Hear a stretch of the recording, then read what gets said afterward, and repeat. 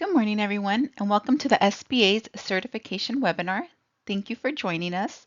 My name is Sandra Anguiano, and I am a Business Opportunity Specialist at the Orange County Inland Empire District Office. We cover the counties of Orange, Riverside, and San Bernardino here in Southern California. The programs we will be discussing today are available nationwide, so if you have joined us from outside our territory, just know that the same rules apply across the board, and we can help you connect with your local district office for further assistance.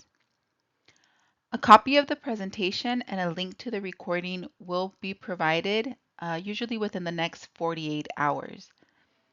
Today we will be covering the 4 SBA certification programs, which are the 8A Business Development Program, the HUBZone Program, the Woman-Owned Small Business Contracting Program, as well as the Economically Disadvantaged Woman-Owned Small Business Contracting Program, and finally the Veterans Certification Program.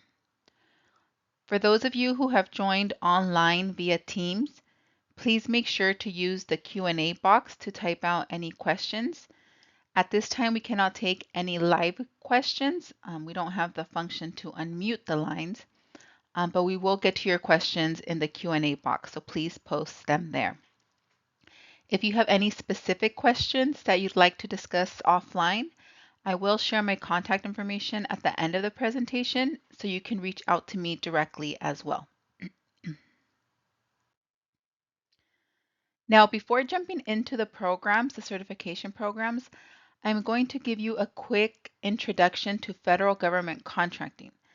This may be useful information for those of you that are just starting off, or maybe the information we share today will serve as a refresher or offer you clarification if you've already started the process and are stuck somewhere along the way. So let's go ahead and jump into the introduction. So the first question that comes to mind is, what does the federal government buy? So the federal government buys just about everything, from office supplies to janitorial services to the construction of government facilities and much, much more. They are the largest procurer of goods and services with set annual goals for their huge budget. Businesses should do market research to determine if the federal government buys its product or service. We recommend that you do your market research to find out what the federal government is buying. In the next few slides, we will cover a few useful links for you to use as a starting point to start with this market research. I would also like to take this opportunity to point out that there are various levels of government and not all certifications are equal. The state has its own process of procuring, cities have their own programs, and even large businesses, prime contractors, have their own process. Identify who you want to do business with to determine what certification you need. So where can you go to conduct market research? On this slide here, we have a few links. For all government certifications, you will be required to have a SAM account. So this is something that you want to get started on as soon as possible. You can search by keyword, by industry or specific state, even specific agencies to find opportunities that are available. So SAM, the System for Award Management. This is an essential resource because all federal contract solicitations or invitations to bid with the value of $25,000 or more are published here. You can set up a profile for free. It's completely free to go ahead and set up that profile, and you must have this set up before you can apply for any of SBA's programs. You may want to reach out to a resource partner to help guide you through the process. There are a few steps and some accounts you have to set up before you can create your profile. So having someone assist you would be beneficial. But again, it's completely free, sam.gov. Then we have the Small Business Search System, SBS. This was formerly known as a Dynamic Small Business Search System. So this is a database that government agencies use to find small business contractors for upcoming contracts. Small businesses can also use this system to find other small businesses to work with. The SBA maintains the SBS database. So the information you provide when you register your business in SAM is used to populate SBS. So you should create a comprehensive business profile to make sure everything rolls over. The Interagency Directory, or ICD, is a central repository of indefinite delivery vehicles awarded by the federal agencies, where the IDV is available for use both at the intra-agency and interagency levels. So on this side, you're going to see that it includes, the IDVs include government-wide acquisition contracts, multi-agency contracts, other indefinite delivery contracts, federal supply schedules, basic ordering agreements, and blanket purchase agreements. The fourth link we have here is for USA Spending. This site provides information on how the federal government spends money or how they forecast to. USAspending.gov is the official source for spending data for the US government. Its mission is to show the American public what the federal government spends every year and how it spends the money.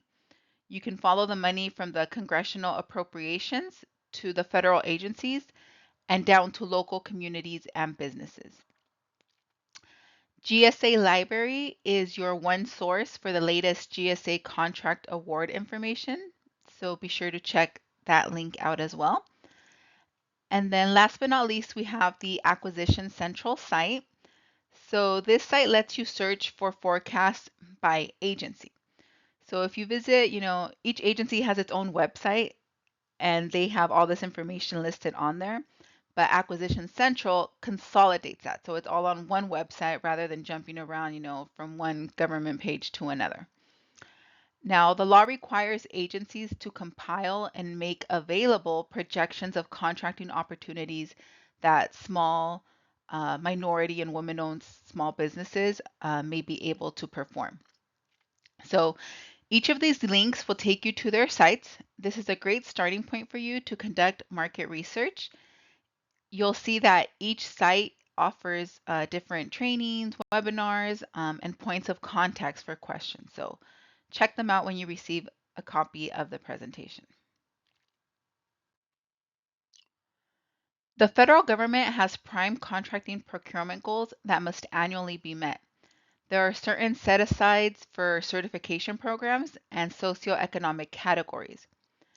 Of the huge budget that the federal government receives each year, 23% of their total contracting dollars must be spent on small business.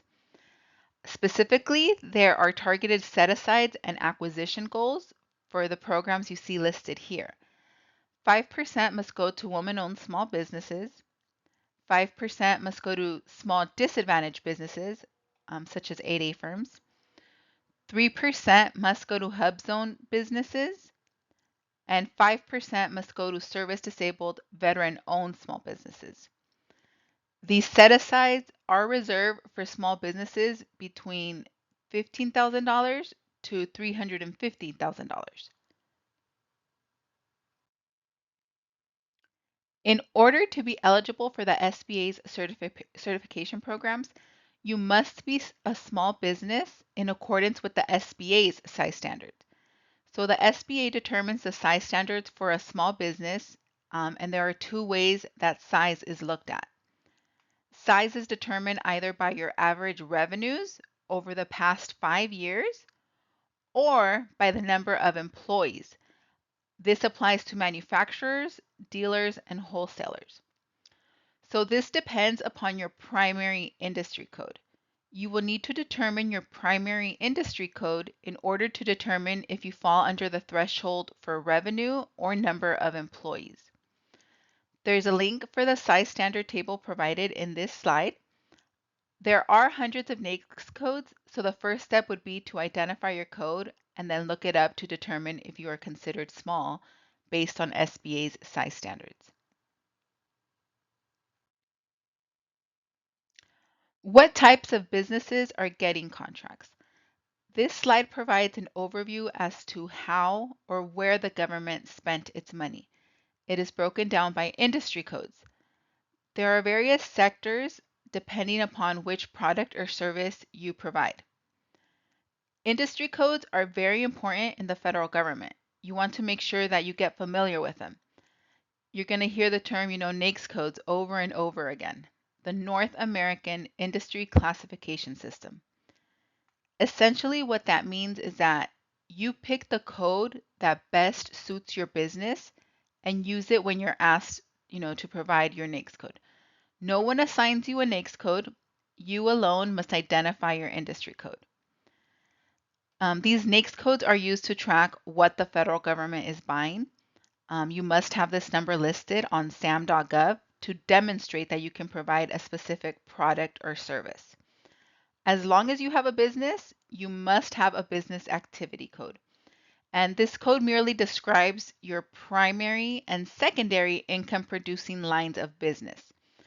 Most businesses have more than one revenue producing line of business, so you will need to identify one industry as your primary source of income, but you can have more than one industry listed on your profile. As long as you can provide that service and have the appropriate licenses for it, you can list those codes on your profile as well.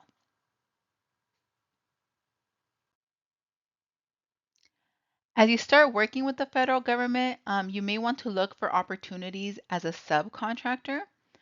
We have primes or large businesses that usually are the ones getting these contracts, right? So subs work under them. If you aren't at the level to perform on your own as a prime for you to, secure a federal contract on your own, then you would want to start looking into subcontracting. It's a great opportunity for small businesses to gain capacity and experience. You can list this as past performance for working as a subcontractor. So large procurements have subcontracting requirements. So there are, large businesses looking for small businesses like yours. Visit their websites or contact their supplier diversity department to learn how to do business with them and become a sub. If you visit the link at the bottom of this slide, you can find more information about how to win contracts. Under the subcontracting opportunities section, you will find a link to Subnet. Now, Subnet is a database of subcontracting opportunities posted by large contractors looking for small businesses to serve as subcontractors. And the SBA maintains a directory of federal government prime contractors that have subcontracting plans. GSA also publishes a subcontracting directory for small businesses that are looking for subcontracting opportunities with prime contractors. The directory lists large business prime contractors that are required to establish plans and goals for subcontracting with small businesses. So check out that link there at the bottom for more information on this as well.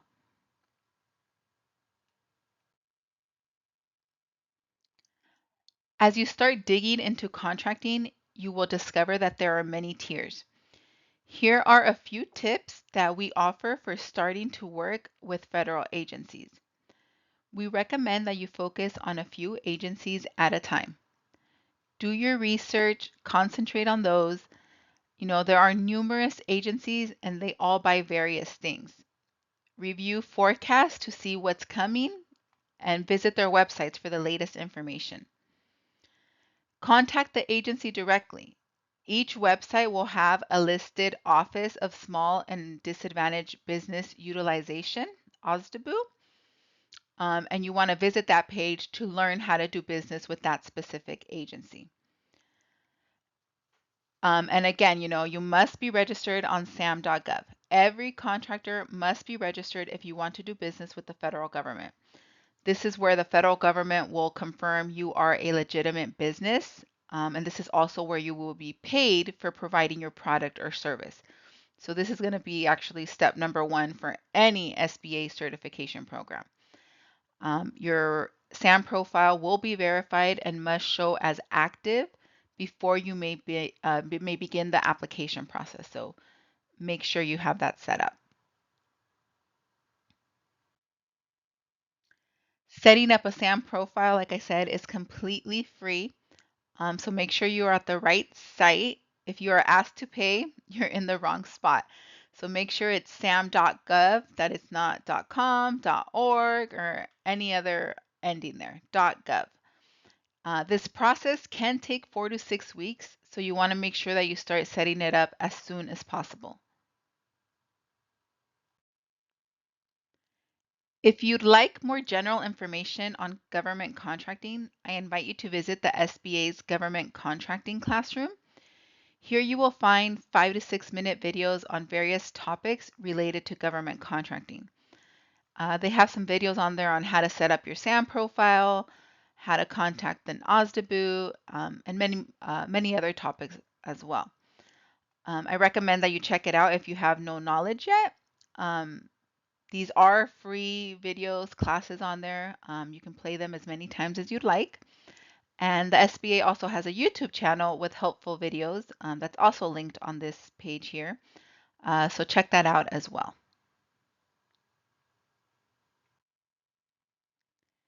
If you are interested in doing business with other government levels, you will have to visit their websites. All of SBA's certification programs are at the federal level.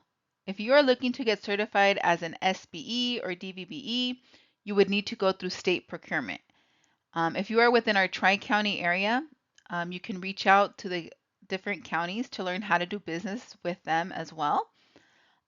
Different organizations administer different programs, so their process is going to be completely different from the SBA applications. So it's really important to find out who you want to do business with first to learn what you need to do in order to participate in their programs. Government and corporate procurement can be an incredible opportunity to grow your business revenues in a new and diversified manner. We have the SBDC Center for Contracting.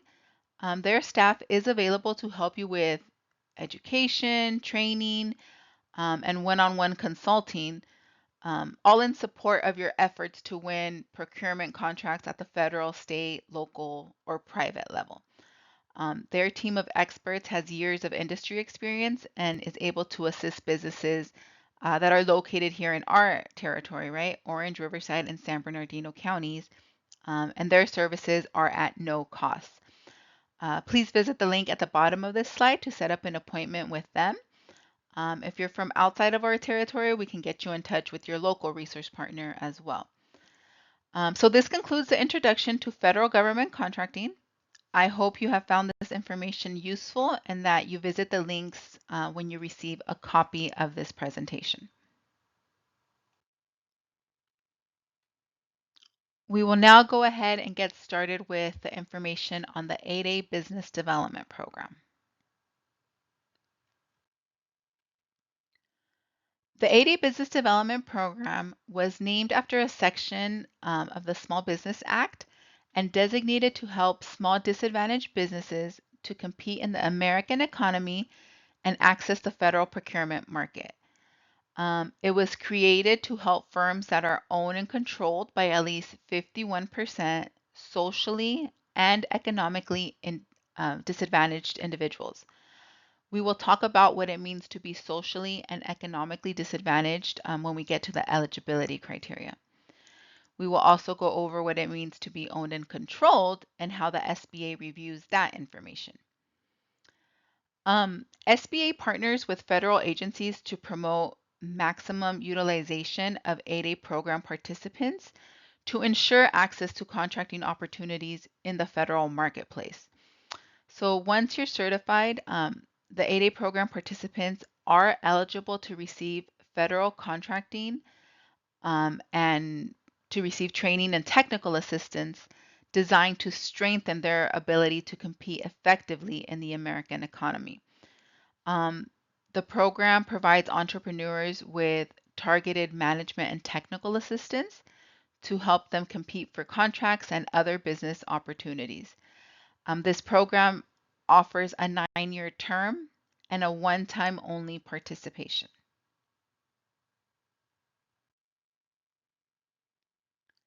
The 8A program can be a valuable tool for experienced, socially and economically disadvantaged small business owners who have already been in business for at least 2 years or more and are interested in expanding their footprint in the federal marketplace.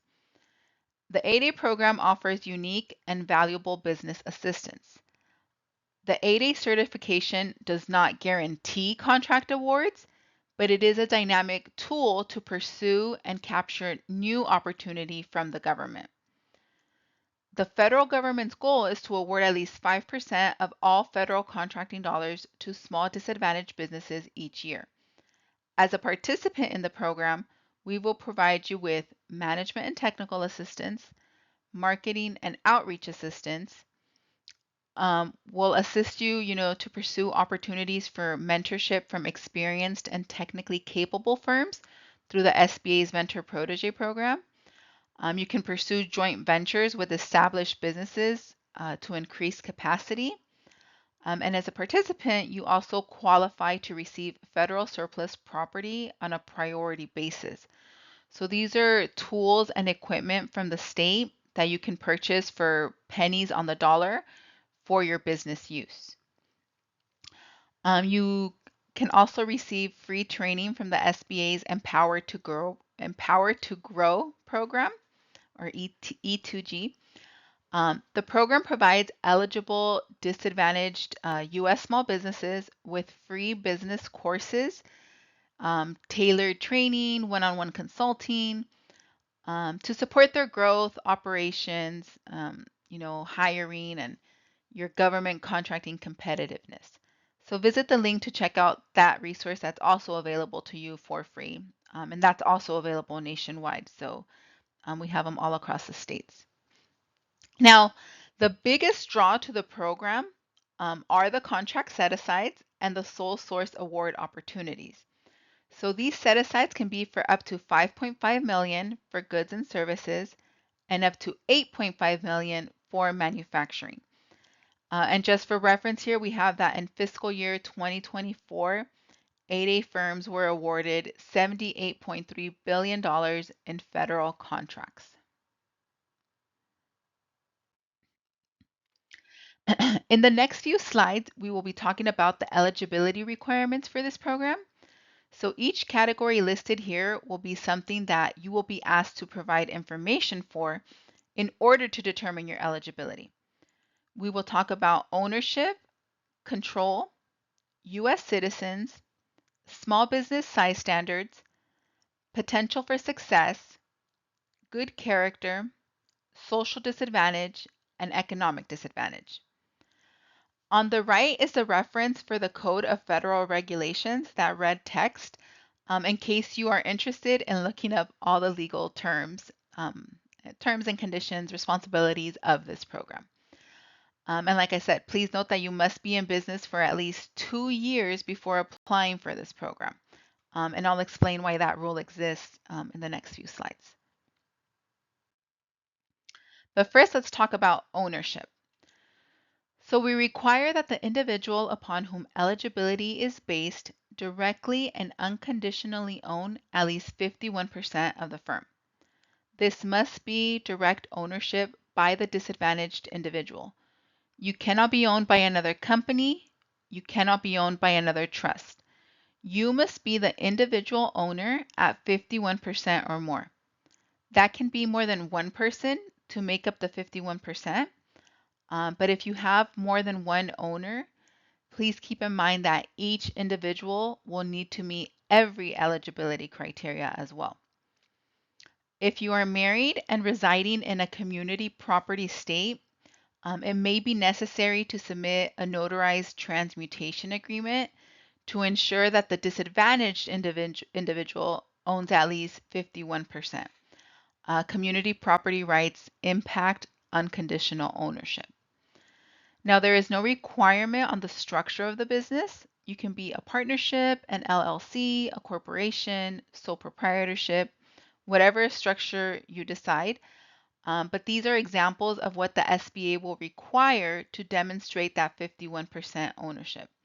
So we're going to ask to take a look at things like your stock certificates and ledgers. And depending on your business structure, the IRS 1040, Schedule C, Schedule E, you will have to submit tax returns to prove that ownership as well.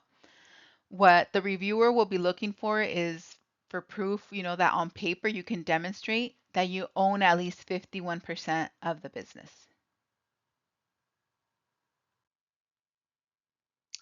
Control. We require that the individual hold the highest position, be um, the highest compensated employee of the firm. The individual must devote full-time hours at the business concern during normal business hours. This excludes any outside employment or business interests which may hinder the firm in achieving the goals and objectives of the 8A program. The individual must have the required management expertise to operate the firm.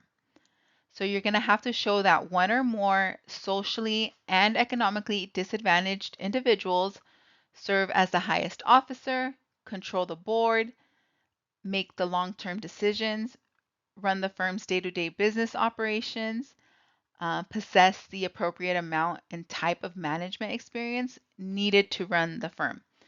You must have the ability to hire and fire. You have to work full-time at the applicant firm. And of course, you must be physically located in the United States. For all of SBA's programs, you must be a U.S. citizen in order to participate. You will be asked to provide a copy of your U.S. passport or your certificate of naturalization.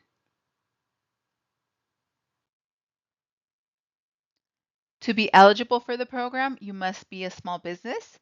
So you must identify your primary NAICS code or industry code and determine if it falls under the revenue or number of employee thresholds. Now, the SBA also looks at the firm's and the principal's relationships with other businesses and other individuals through prior relationships, family ties, common investments. So if you have ownership in other businesses, you must disclose that information at the time of application. Keep in mind that this is used to determine the size of your business and make sure you know that you are a small business by SBA size standards. Potential for success. So the firm must have the necessary track record and financial capacity to perform successfully on contracts awarded in the 8A program. The firm must meet potential for success criteria. So typically this is demonstrated by the firm being operational for at minimum 2 full years. And this is going to be verified by, the revenues reported on your tax returns in your primary industry code. We want to make sure that participants in our program are ready and that they will be successful in the program. We don't want this to be a burden or cost you money. We want you to make money and win contracts. The federal government has certain requirements for businesses that are looking to bid on projects that are very different from the private sector. So in anticipation of that, we do a precursor and review your business to make sure you know that you have that potential for success with the federal government. We look at your financial capability, make sure you have sufficient capitalization, financial performance, bonding capacity, and manageable debts. Your managerial and technical capability, performance on previous contracts, firm has the necessary personnel, licenses, certifications, facilities, and prior experience.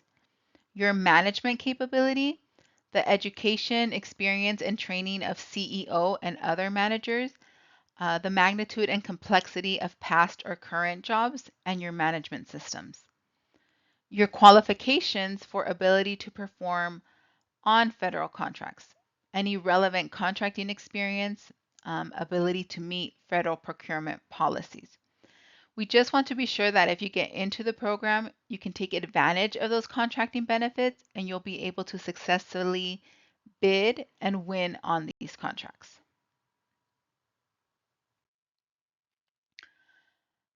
So you must be in business in your primary NAICS code for at least 2 full years immediately prior to the date of your 8A application.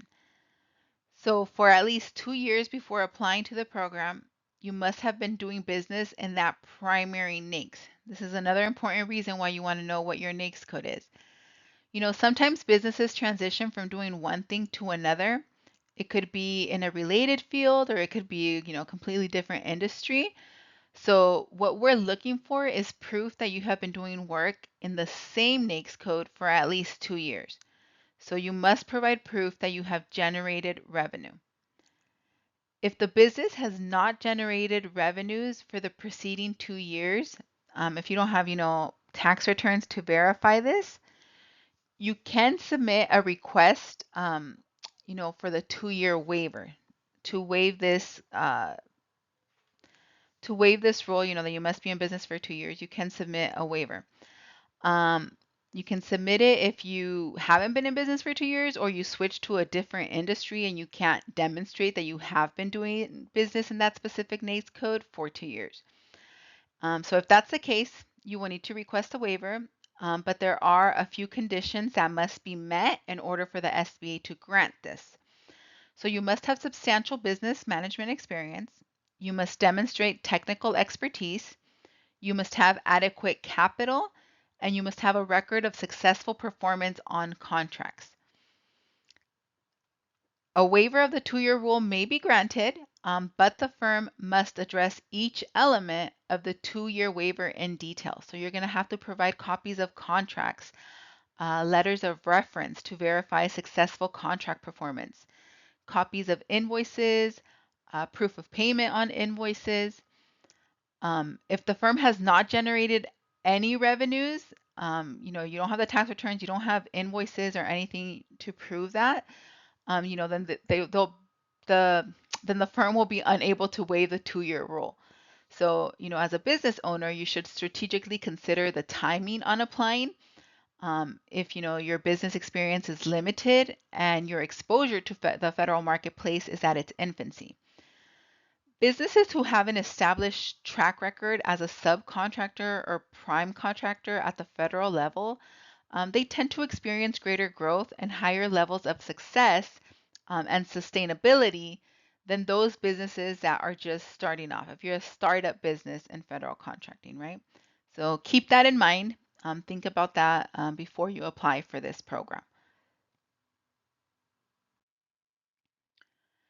The 8A program is a one-time only 9-year term program. Think about when to apply to the program so that you can make the most of the limited time and increase your chances of winning contracts. Ask yourself these questions and be honest with yourself. If you're a single person company who has never done a contract larger than $300,000, you may want to focus on building your business a bit more before you apply for the program. Some firms may be eligible for the 8A Business Development Program, but they're not necessarily ready to contract with the federal government. So ask yourself these questions to determine if you are on a path to success. Is your business procurement ready? Make sure you are ready to do business with the government before you obtain the certifications. Can you identify the federal agencies that purchase what you sell? Can you provide examples of similar work that your firm has completed that generated revenue?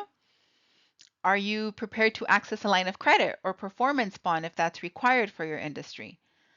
Do you have financial and payroll systems that are compatible with the government's requirements? Can you produce financial statements and payroll records?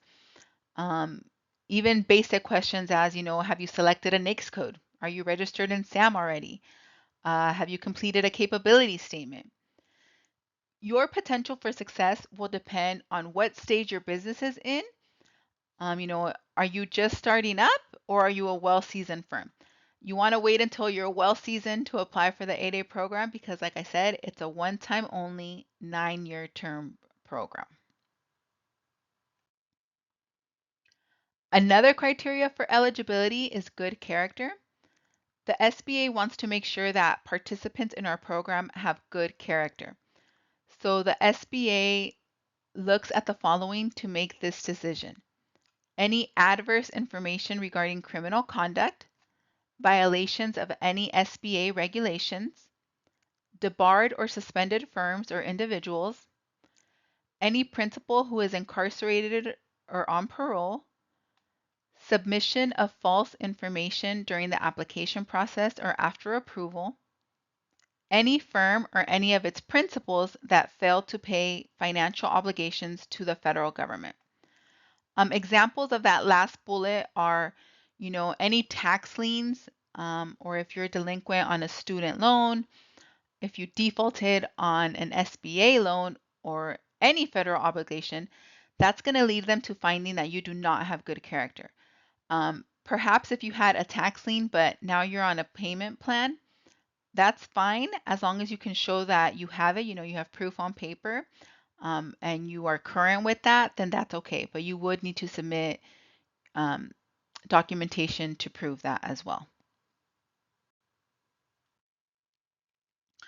Okay, now we're going to talk about social disadvantage. So the definition of social disadvantage means that an individual has been subjected to racial, ethnic, or cultural bias within American society because of their identities as members of groups and without regard to their individual qualities. An individual only needs to establish their social disadvantage once for the entirety of the program term. So the SBA must determine that the discrimination or bias experienced by an individual is chronic, substantial, and has occurred within American society, not within another country.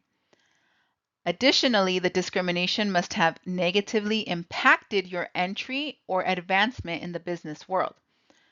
So to demonstrate your social disadvantage, business owners should include the following elements in their narrative or the questionnaire that you're going to complete online.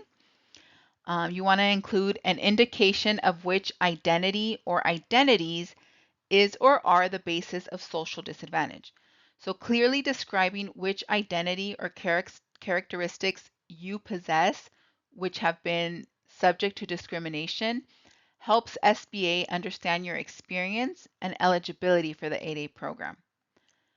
Race, religion, ethnic origin, gender, sexual orientation, identifiable disability, isolation from American society, and others are all categories of identities or characteristics.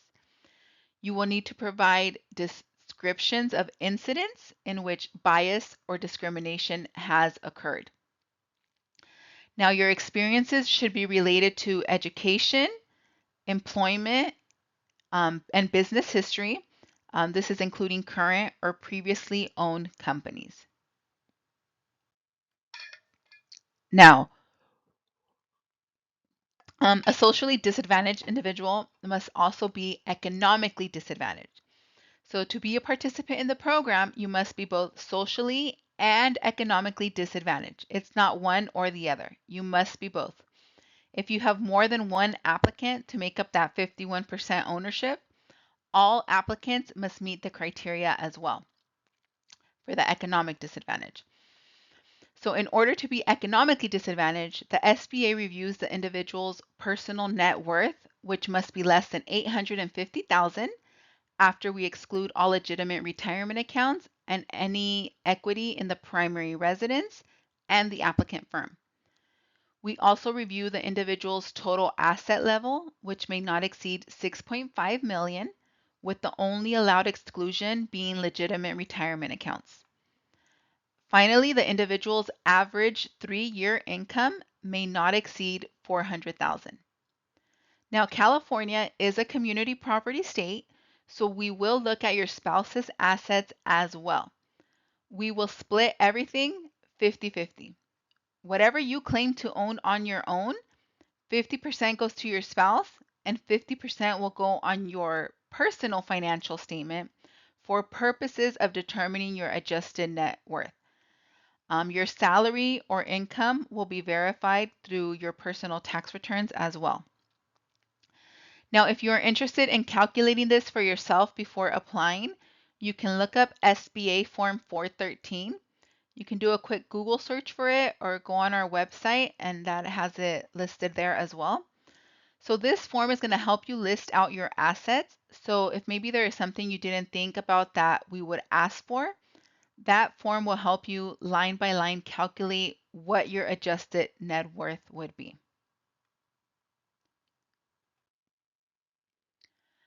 So those are the eligibility requirements for the 8A program.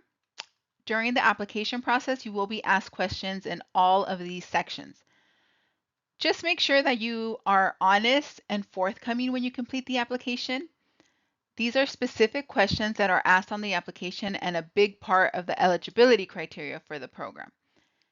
If you don't disclose information and the SBA discovers it, it will create more issues for your application, more delays, more back and forth.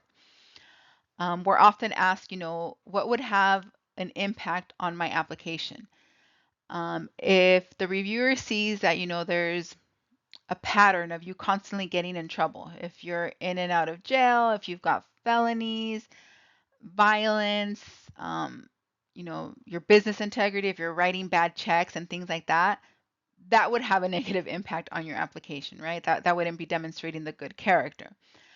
What wouldn't really impact your application, sometimes you're afraid to disclose certain things that you're like, oh no, maybe, that's gonna get me off and I'm not gonna be eligible for the program.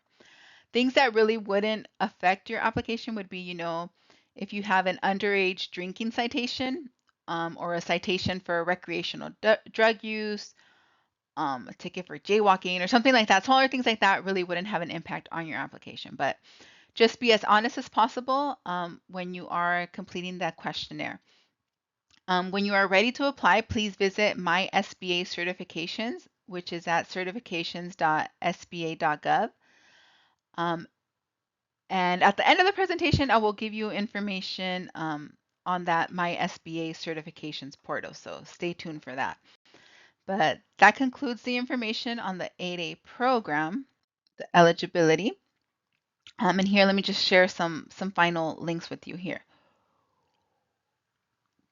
So there are authorized resources available to you on SBA's website, as well as a dedicated email box for general information. Locally, we can answer general questions about the 8A program, but we have no say when it comes to your application, like once it's already in the queue.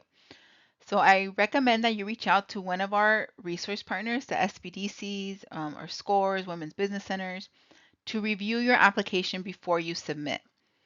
You can also visit My SBA Certifications resources link for all tools, frequently asked questions, and program information for the 8A Business Development Program. If your application is determined incomplete, the SBA will notify you in writing through the portal. Once the SBA has determined the application is complete, the SBA has 90 days to process the application and render a decision. Once you're certified, 8A program participants are responsible for maintaining their continuing eligibility in the program. So each program participant shall certify on an annual basis that it meets statutory and regulatory requirements. As part of an annual review, each participant must annually submit specific information to their servicing SBA district office. So this concludes the information on the 8A program. I think we have been able to get to all the questions in the Q&A in the chat. If you have any other questions that come up as we go through the presentation, please type them there. And yes, everyone will receive a copy of the presentation. We will be sharing these slides. So let me see. Okay, I don't see any more questions here. So let's move on. Okay. Now we're going to be talking about the HUBZone program, the program benefits and eligibility criteria. So a HUBZone is a historically underutilized business zone. The program was designed to help small firms in certain communities gain access to federal contract opportunities. HUBZone areas are typically areas of low median household incomes or high unemployment, or both. We will talk about how you identify these zones in the following slides. The HUBZone program certifies the eligibility of businesses in disadvantaged communities to compete for federal set-aside contracts, offering employment and growth opportunities where they're most needed for positive economic impact. The government has a mandate of awarding 3% of all prime contract dollars to HUBZone certified firms. In fiscal year 2024, the federal government spent $17.6 billion on HUBZone contracts. At any given time, there are about 5,000 small firms that are certified in the HUBZone program. There are contract set-asides and sole source opportunities for firms certified into the HUBZone program. HUBZone firms also receive a 10% price evaluation preference applied to full and open competition. So what does that mean? If you are certified as HUBZone and you bid on a project that is open to competition, then you get a 10% price evaluation preference applied to the contract when being compared to a large business. If solely based on price and you and a large business have the same pricing, they will apply that 10% price evaluation preference, meaning they will add 10% to that large business so that your bid would be considered lower. This is the only federal program that applies this benefit outside of set-asides. Generally, your benefit is for your certification only, but this program lets you use it on full and open competition as well. Across the country, there are more than 22,000 communities that are designated as hub zones. Hub zones are designated based on economic and population data from the Census Bureau and other federal agencies, using definitions that are established by Congress. The basis for all of these areas are high unemployment and or low income. Every 5 years, the HUBZone program is required to update the HUBZone designations to ensure the program continues to serve the communities that are in most need of assistance. Most areas stay the same, but some do change. The map was last updated in 2023, and the next updates are due at some point in 2026 to reflect the expiring redesignated areas, and throughout any year to reflect new and expiring governor designated areas and qualified disaster areas as appropriate. It will be updated again in July of 2028 to reflect changes to qualified census tracts and qualified non-metropolitan counties. Now, the 6 hub zone designations are qualified census tracts. These are designated by the Department of Housing and Urban Development based on poverty and household income criteria. We have qualified non-metropolitan counties. These are counties located in non-metropolitan areas that meet socioeconomic criteria. We have redesignated areas. So these are qualified census tracts and non-metropolitan counties that have lost their hub zone status due to changes in income levels, unemployment, or poverty levels. You have qualified Indian land, lands contained within the boundaries of an Indian reservation, Indian country, or any other specific definition that applies in the state of Oklahoma. We have qualified disaster areas. This includes the census tracts and counties declared major or catastrophic disaster areas by the President of the United States. And the governor designated areas are certain rural areas that state governors have petitioned the SBA to designate as hub zones. And you can learn more about those by clicking on the link here in that second bullet point. If you visit the SBA website, you can find the hub zone maps to look up your address and see if you are located within a hub zone. The map is color-coded and is easy to read. You can play around with it, zoom in and out to identify qualified areas. This is a good tool to use if you're thinking about moving your business or opening a new business.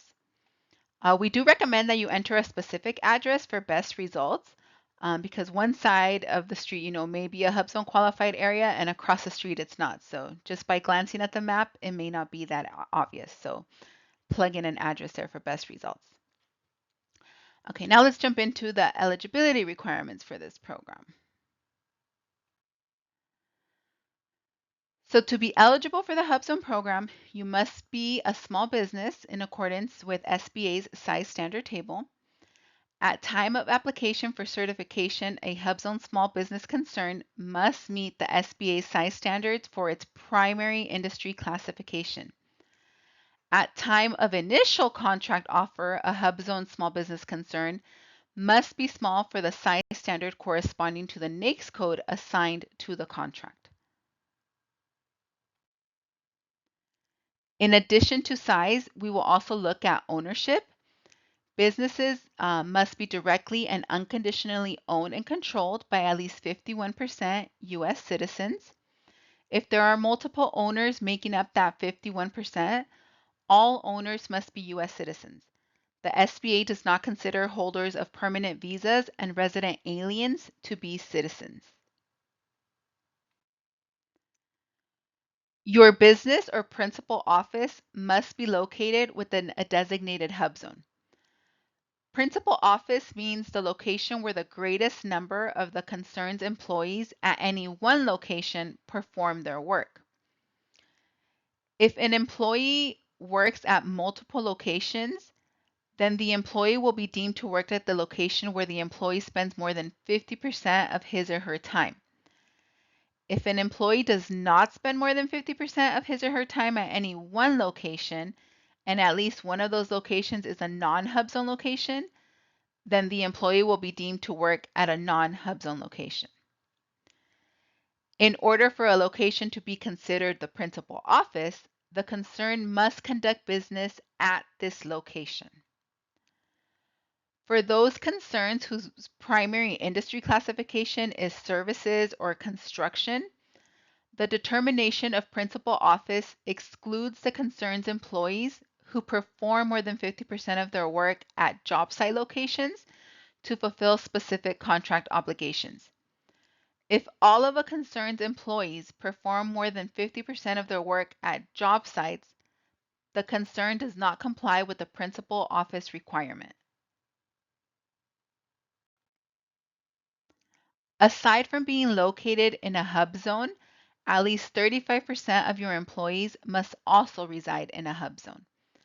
The SBA has its own definition as to what an employee is for the purpose of applying to this program. So an employee means all individuals employed on a full-time, part-time, or other basis, so long as that individual works a minimum of 10 hours per week. This includes employees obtained from a temporary employee agency, leasing concern, or through a union agreement. Volunteers are not considered employees, and you cannot count them as part of the 35% requirement. The SBA defines reside to live in a primary residence at a place for at least 180 days, or as a currently registered voter and with intent to live there indefinitely. If you have an employee that just moved or has been at their new address, for just 30, 60 days, they can demonstrate their intent by updating their ID or driver's license, and you would submit a copy of that as your proof. When determining the percentage of employees that reside in a hub zone, if the percentage results in a fraction, round up to the nearest whole number. If you have a specific scenario or you're unsure how to count employees and whether or not they qualify, feel free to reach out and we can talk about that offline. I know it can get a little tricky. And you can also find the full qualification criteria in Title 13, Part 126, Subpart B of the Code of Federal Regulations. And those are the citings you see here in the red text. HUBZone regulations require that all certified HUBZone firms recertify annually that they remain in compliance with the program's requirements. Although there is no limit to the length of time a firm may qualify as a HUBZone firm, the certification is not a lifetime certification. You will need to recertify for the HUBZone program once a year around your anniversary or approval date. Please note that if a firm fails to recertify within the required time frame, SBA will propose the firm for decertification. So once you are in the program, take a look at the recertification fact sheet for helpful tips on completing these steps. And at the time, when your annual recertification is due, you will receive an email from headquarters letting you know what action you need to take. During your active participation in the program, a program examination will also be required every 3 years. This may sometimes include a site visit that would be conducted by a member of the district office. A program examination is an investigation by SBA officials to verify the accuracy of any certification made or information provided as part of the HUBZone application or recertification process. You'll need to provide documents similar to those submitted with your initial application, which may include corporate documents, firm employee and location lists, payroll records, utility bills, employee HUBZone residency documents, your principal office lease, rental agreement, or deed. You will receive an email from headquarters with instructions for completing this step as well. If a firm fails to respond, the SBA may propose decertification based on your failure to cooperate with the program examination. You can check out the link here for the program examination fact sheet for more information. In order to get the most of your HUBZone certification, make sure you take advantage of all the resources that are available to you. You can participate in a joint venture, get enhanced market penetration, share cost, expenses, and returns, increase your knowledge and experience. Utilize the Mentor Protege program to enhance your capabilities, help me establish business plan goals, and improve your ability to compete for contracts. You can access other certification programs. Gain access to further contracting opportunities by combining the HUBZone certification with other certification types. You can combine it with the 8A, the WOSB, the VetCert, even certifications at the state and local levels. Receive technical assistance for business plans, coaching, technology, and financing services. Take advantage of the SBA's resource partners. They have assistance with training, executive education, one-on-one consulting in a broad range of business disciplines.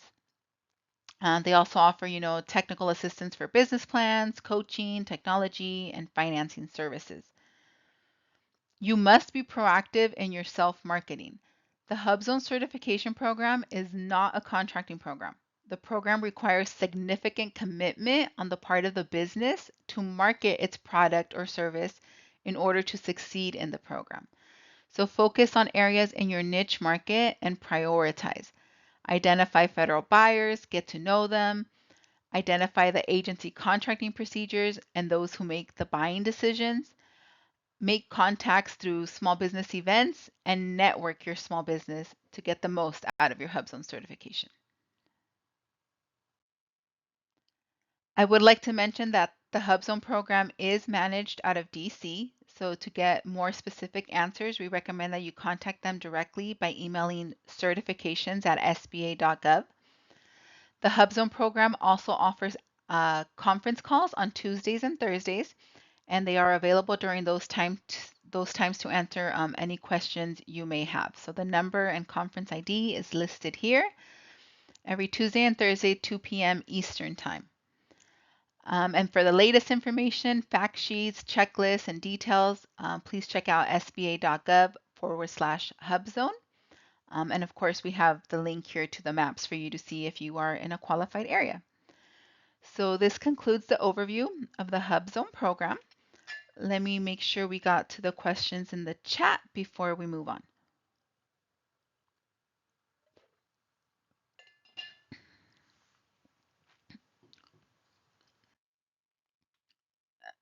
Okay, I think we have gotten to those questions there. If any other questions come up, for any of the programs we've discussed so far, please feel free to type them there into the Q&A box, and my colleagues and I will get to those. Okay, now we're going to talk about the WOSB and EDWOSB certification program. So to help provide a level playing field for women business owners, the government limits competition for certain contracts to businesses that participate in the Woman-Owned Small Business Federal Contracting Program. These contracts are for goods and services in specific industries where WOSBs are underrepresented. Some contracts are restricted further to economically disadvantaged women-owned small businesses, or EDWOSBs. And the SBA maintains a list of those eligible industries and their NAICS codes. It's important to note that WOSB certification benefits only apply to federal contracting opportunities rather than those in the private sector. The federal government's goal is to award at least 5% of all federal contracting dollars to women-owned small businesses each year. Joining the WOSB federal contract program makes a business eligible to compete for federal contracts reserved for the program's certified participants. These contracts are known as set-asides. Provided they are eligible, WOSB certified firms can still compete for contract awards under other socioeconomic programs, including 8A and HUBZone. Firms that choose not to participate in the SBA's WOSB federal contract program may continue to identify as a woman-owned small business in SAM.gov for the purposes of competing for other contracts.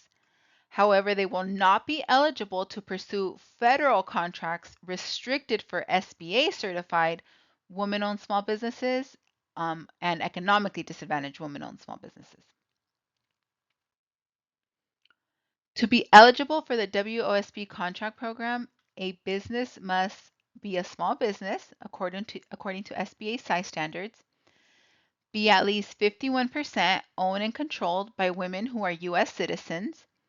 That 51% ownership must be direct and unconditional. You must have women manage the day-to-day operations and also make the long-term decisions.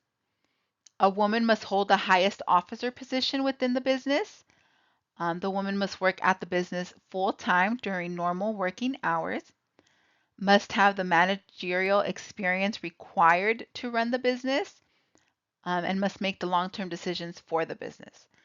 Now, there is no minimum amount of time for a business to be operational in order to qualify for this program. So you don't have to wait to be in business for 2 years before you can apply for this program. To qualify as an economically disadvantaged WOSB within the program, a business must meet all of the requirements of the WOSB federal contract program, but they must also be owned and controlled by one or more women, each with a personal net worth less than $850,000, excluding her ownership interest in the concern and her equity interest in her primary personal residence. Must be owned and controlled by one or more women, each with $400,000 or less in adjusted gross income averaged over the previous 3 years. Be owned and controlled by one or more women, each $6.5 million or less in personal assets. For the fair market value of all personal assets, including primary residence and the value of the business concern. Funds invested in an official retirement account are excluded from the assessment of an economically disadvantaged individual's personal net worth. 8A firms interested in pursuing the EDWOSB certification may provide their most recent annual review letter or acceptance letter if you're in your first year through applying at My SBA certifications as well. In order to demonstrate eligibility for program participation, all applicants must provide proof of U.S. citizenship, regardless as to which certification you are applying for. The types of documentation required to be submitted to the SBA to prove the organization is owned, organized, and controlled by a qualifying owner depends on the applicant's legal form. Documents must be valid at the time of submission and have the required signatures.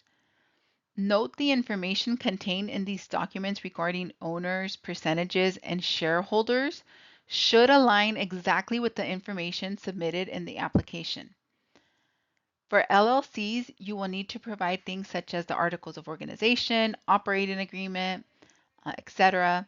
Corporations will need to provide articles of incorporation, bylaws, stock ledgers. It needs to be proven on paper that women are running the business in order to participate in this program. In addition to all other required documents, applicants that wish to qualify as an EDW OSB will be required to also report financial information for all owners comprising 51% ownership interest to ensure the economic disadvantage thresholds are not exceeded. So the following documents will be required for all individuals comprising 51% ownership. Your federal personal tax returns from the last 2 years, including W-2s, schedules, and attachments. If you don't have W-2s, you may submit your 1099s.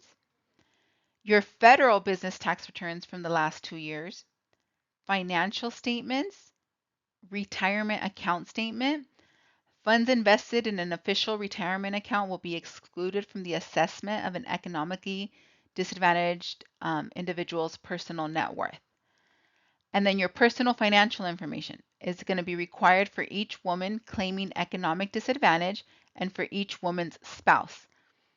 Detailed information is needed regarding the value of all assets, including cash on hand and in banks, accounts, and notes receivable, retirement accounts, stocks, bonds, real estate, and personal property, life insurance, and any other assets. Liabilities such as loans, mortgages, tax debts, and any other liabilities, and income, including your salary, investment income, real estate income, or any other income. EDW OSB is a subset of WOSB. So as such, if you qualify as an EDW OSB, you automatically qualify as a WOSB. If more than one woman make up the 51% ownership, all women will need to submit the information listed on this slide in order to be deemed economically disadvantaged. As I mentioned, to qualify for this program, your NAICS code must fall under a certain list of eligible industries. Not all NAICS codes are eligible. These contracts for WOSB and EDWOSB are for specific industries where women-owned small businesses are underrepresented. The SBA maintains a list of those eligible industries and their NAICS codes, so you want to make sure your NAICS code appears on the list before you apply. You can click on the link here at the bottom for a full list of eligible NAICS codes. If your NAICS code is not on either list, there are no contract opportunities for you under this program. Of the 733 eligible industries, 626 are designated for limited competition among all women-owned small business program participants, and 107 are eligible for competition among only SBA certified economically disadvantaged women-owned small businesses. Congress requires that SBA to conduct a study every 5 years to identify industries in which small businesses owned and controlled by women are underrepresented in the federal marketplace. The most recent study was conducted in October of 2022, and you can find the full study on our website. Before firms can compete for WOSB set-aside contracts, they must apply for certification on My SBA certifications. This certification site can also help firms understand the certification process, access checklists that provide guidance prior to applying, explore their company's eligibility, request information from SBA program experts, create an account, and proceed with their application. You can certify through My SBA certifications for free of charge. There's no application fee, processing fee, none of that to apply for this program. All firms will need to create an account and submit an application in the certification platform. Applicants may select to go through a third-party certifier for a cost. The application on SBA site is completely free. If you decide to use a third-party certifier, you will need to pay membership fees for the organization. And there are only 4 organizations approved by the SBA to provide third-party certification. You may contact them to learn more about their certification process and any associated costs. So they are the El Paso Hispanic Chamber of Commerce, the National Women's Business Owners Corporation, the U.S. Women's Chamber of Commerce, and the Women's Business Enterprise National Council. Once approved through one of these 4 third-party certifiers, you will still need to upload your proof of citizenship and your TPC certified documentation to the SBA portal before bidding on WOSB set-aside contracts. Now, the only benefit of going through a third-party certifier is that by becoming a member of their organization, you have exclusive access to like their, member-only events, networking events, trainings, workshops, and things like that. But if you don't want to incur any additional fees, you can complete the application for free, even with the assistance of your local district office or one of SBA's resource partners.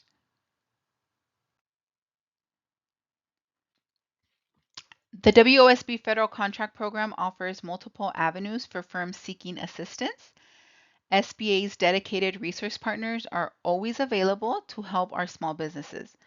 Firms can also use the SBA's local assistance tool to contact their local SBA district office or your local women's business center.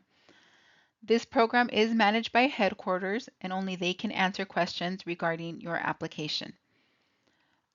Whenever practicable, SBA will make its determination within 90 calendar days after receipt of a complete package. If your application is deemed incomplete or otherwise does not meet program application requirements, an SBA representative may reach out to request additional information or documentation. So this concludes the information on the WOSB, EDWOSB contracting program. If you have any questions, please type them into the Q&A box. I see we have been getting to those. So thank you for inputting those there. Okay, now we're going to jump into our final presentation for today, which will be on the Veterans Small Business Certification. So every year, the federal government awards a portion of contracting dollars specifically to businesses owned by veterans. Also, small businesses owned by veterans may be eligible to purchase surplus property from the federal government, which we will discuss in the next following slides. So what are the benefits for certification? The federal government aims to award at least 5% of all federal contracting dollars to service-disabled veteran-owned small businesses each year. In FY24, service-disabled vets were awarded $32.8 billion in federal contracts. Certification with SBA allows service-disabled veteran-owned small businesses to compete for federal sole source and set-aside contracts across the federal government. Certified veteran-owned small businesses have additional opportunities to pursue sole source and set-aside contracts at the U.S. Department of Veterans Affairs under the VA's VetCert Program. The VA sets aside at least 7% of its contracts each year, specifically for certified veteran-owned and service-disabled veteran-owned small businesses. To apply for certification with SBA as a veteran-owned or service-disabled veteran-owned small business, a firm must meet the following requirements. Be identified by the VA as a veteran or service-disabled veteran. Be considered a small business as defined by the SBA size standard corresponding to any NAICS code listed in the business's SAM profile. Have no less than 51% of the business owned and controlled by one or more veterans. For certification as a service-disabled veteran-owned small business, have no less than 51% of the business owned and controlled by one or more veterans rated as service-disabled by the VA. For those veterans who are permanently and totally disabled and unable to manage the daily business operations of their business, their business may still qualify if their spouse or appointed permanent caregiver is assisting in that management. You must complete an application and submit supporting documentation at My SBA Certifications. Veteran-owned small businesses can access federally owned personal property no longer in use through the General Services Administration's Federal Surplus Personal Property Donation Program. Service-disabled and veteran-owned small businesses may get federal surplus property from the SASP in the state where the property will be primarily located and used. You will have to agree to the terms and conditions that are listed on this slide. You must agree in writing that your veteran-owned small business is located and operated within the state, that it is unconditionally owned and controlled by one or more eligible veterans, that you will use the property in the normal conduct of your business activities, that you are registered in SBA's VetCert Program database, that you won't sell, transfer, loan, or lease the property, etc. So please contact the state agency for surplus property, the SASP, in your state for more information. And also check out the General Services Administration's Federal Surplus Personal Property Program page. You can obtain personal property that the federal government no longer needs. This surplus property includes all types and categories of personal property, except they're not going to sell any like land or other real property on there. So check out the link. To get the most up-to-date information on this program, I encourage you to visit the SBA's website. This program is managed out of headquarters and we do not have access to your application here in the field. So for program-specific questions, please reach out to certifications@sba.gov. For more general questions, you can reach out to your local district office or one of our resource partners. If you rather speak to someone, there is a dedicated call center that can assist, and the number is listed here on this slide. The call center is available Monday through Friday from 8 a.m. to 6 p.m. Eastern Time. Okay, so that concludes the information on the VetCert program.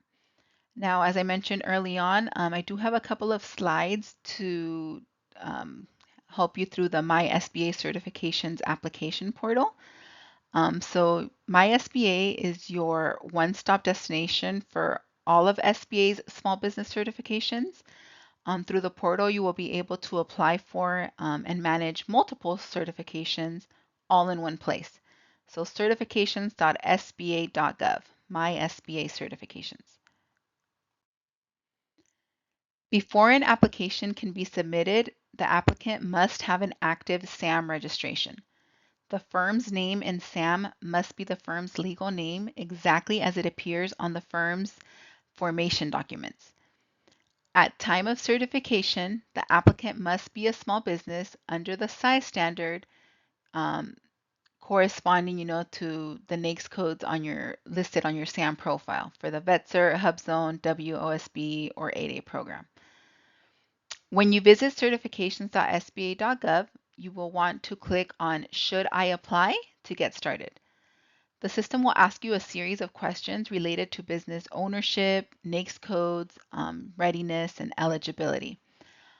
In the ownership section, it's going to ask you things like, do you own 51% or more of your business? Are you a U.S. citizen? Are you a veteran? Under the match section, do you sell what the government buys? You're going to type in your NAICS code to see how much the federal government has awarded in your field.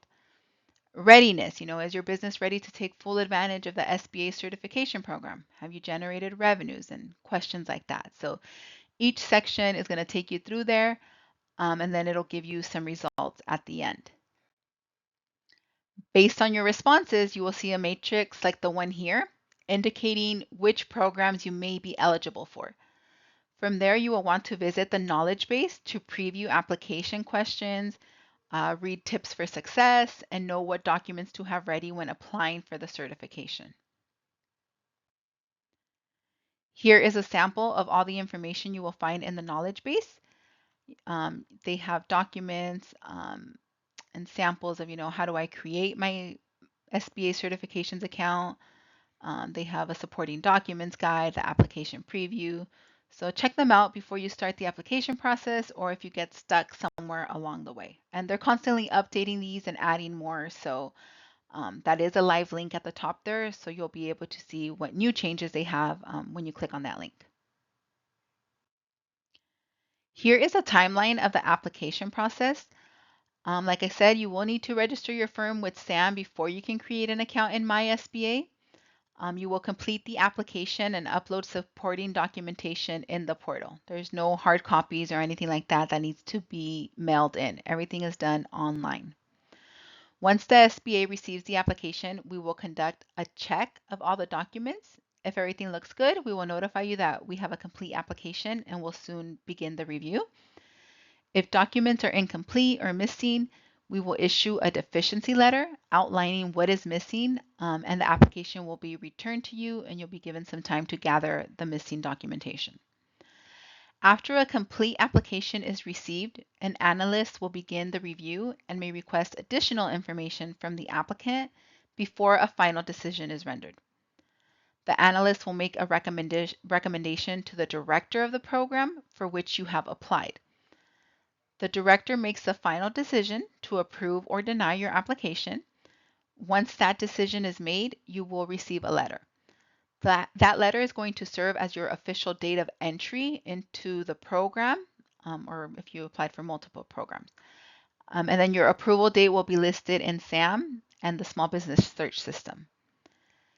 If you need assistance along the way, please feel free to reach out to our office or one of our resource partners that can assist for free with the process. We do hear a lot of people, saying that once they register in SAM, they start getting emails, phone calls from consultants, telling them that they'll charge them hundreds, thousands of dollars to, revamp their capability statement, their business plan, or to help with the application process. So they want to charge you a lot of money, but this is something that can be done completely for free with the assistance of us here at the district office or through one of our research partners.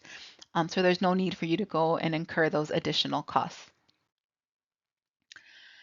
For technical issues with the MySBA portal, please submit a ticket to the service desk. I have that linked here on this slide. And for any questions, email certifications@sba.gov. Check out the frequently asked questions. We have a link to our SBA resource partners to help you, find local assistance. If you get stuck along the way with the system for award management, they have a phone number as well as you can submit an online ticket with them as well. We have the link here for the SBA's Small Business Search System. Remember that this system feeds from what you enter on sam.gov, so make sure you keep that up to date. And at the end there is that technical issues link for the service desk. So this concludes our presentations for today. I want to thank you for taking some time this morning to join us. I will be, like I said, sending a copy of the presentation and a link to the recording. If you have any questions, you have my contact information. I will stay on for a few more minutes to see if we get any more questions in the Q&A box. I think for now we were pretty much caught up, but if something comes to mind, I will stay on for a couple of minutes. But thank you so much for joining us today, and we hope you will be joining us again in the future for another presentation. Thanks and have a good day.